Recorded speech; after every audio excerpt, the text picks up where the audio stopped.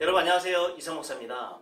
지난주 영상에서는 소금과 성도의 삶을 비교하면서 소금 같은 성도의 삶을 사십시오 라는 메시지로 말씀을 마쳤습니다. 그리고 오늘은 그 영상에 이어서요.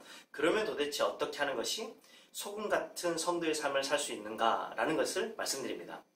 마태복음 5장 13절 소금이 그 짠맛을 잃으면 아무 소용이 없다라는 것이었습니다. 성도 역시도 성도의 맛, 신앙인의 맛을 잃으면요 아무 소용이 없는 것과 마찬가지라고 이해합니다. 그러면 도대체 어떻게 하면 성도의 맛을 가질 수 있을까? 오늘 제가 세 가지로 요약해서 말씀드립니다. 첫 번째는요, 아무리 강조해도 말씀 묵상입니다. 하나님의 말씀을 가까이 하지 않고 방법이 없습니다.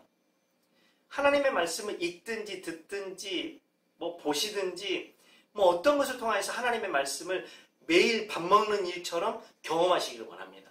그것을 통틀어서 말씀 묵상이라고 여러분에게 전합니다. 말씀이 없는 성도의 삶은요 전혀 성도의 맛이 나지 않습니다. 명심하시고요.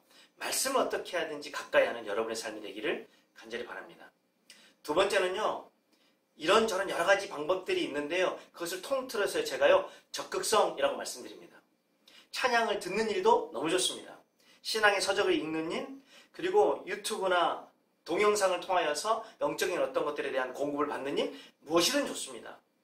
이제는요 여러분 적극성을 발휘하지 않으시면 안 되는 시대에 우리가 들어온 것 같습니다. 코로나19 이전에는요 주일 성수하고 교회 모임에 참석하면 오고 가면서 신학으로 성도의 맛을 갖게 되었습니다. 그런데 이제 물리적으로 물들 수 있는 것이 없어져 버렸습니다. 그렇다고 손 놓고 있을까요? 아니요. 이제 우리가 반드시 비로소 일으켜야 될 것은요. 신앙에 대한 적극성입니다. 여러분 귀찮다 마시고요. 여러분이 좋아하는, 여러분이 가깝게 할 수 있는 신앙의 어떤 것에 대한 적극성을 절대 놓치지 않기를 원합니다. 그런 적극성이 우리의 삶을 하나님과 가깝게 그리고 신앙의 맛을 드러낼 수 있도록 만들어준다고 저는 믿습니다. 세 번째는요.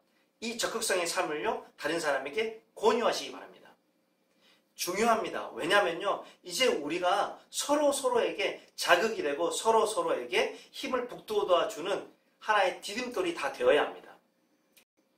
나 혼자 적극적으로 하는 건 너무 좋습니다. 그런데요. 나 혼자만이 아니라 내 주변 사람들에게 적극성을 발휘할 수 있도록 권유하시고 말씀을 가까이 할 수 있도록 권유하시길 바랍니다.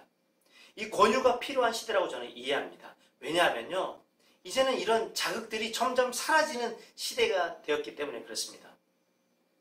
가까운 사람에게조차도 그런 영적인 것에 대한 적극성을 발휘하세요. 하나님의 말씀을 가까이 하세요. 라는 말을 듣는 것이 너무나도 어려운 시대가 되었습니다. 이 어려울 때에요.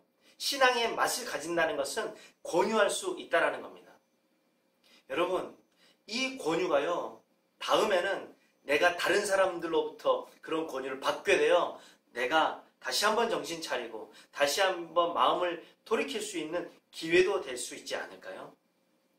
제가 짧게 말씀드립니다. 말씀 묵상, 적극성, 그리고 권유 이 세 개가 오늘 우리의 삶에 꼭 필요한 일, 또 성도의 맛을 지키고 그 맛을 가지고 살아가는 삶이 되는 줄 믿습니다.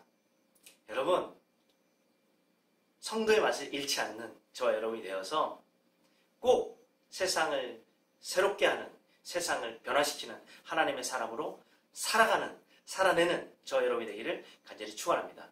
감사합니다.